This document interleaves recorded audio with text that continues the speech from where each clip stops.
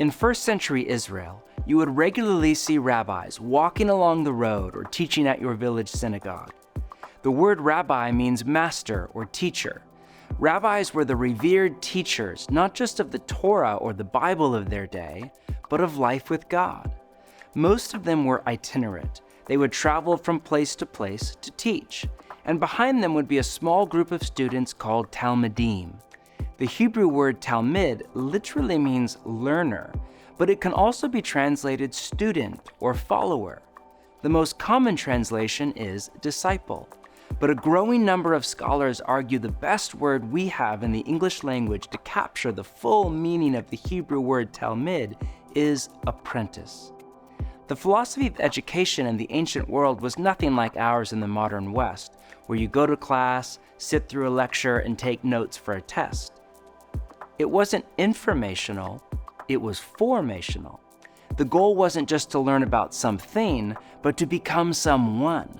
And discipleship, or apprenticeship, was the pinnacle of the first century Jewish educational system.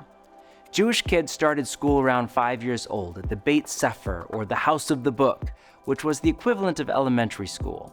The primary textbook was the Bible, but it was an oral culture, and by the age of 12 or 13, most students would have memorized the entire Torah, the first 5 books of the Bible. At that point, the vast majority of students went home to apprentice in the family business or work the family farm. But the best of the best would go on to a second level of education called Beit Midrash, or the House of Learning, where they would continue their studies. It was built off the side of the synagogue and run by a full-time scribe or teacher. By the age of 17, they would have memorized the entire Old Testament. At this point, the vast majority were done.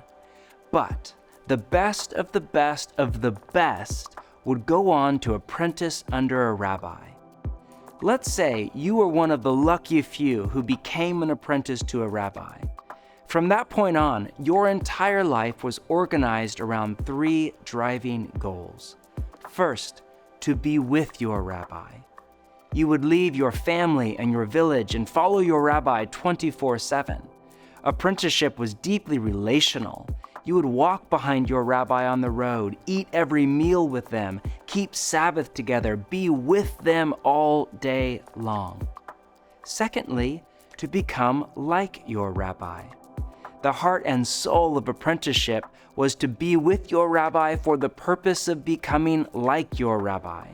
You would imitate their whole life, copy their mannerisms, adopt their figures of speech. You wanted to be like them. Finally, to do as your rabbi did. The goal of apprenticeship to a rabbi was to one day become a rabbi yourself.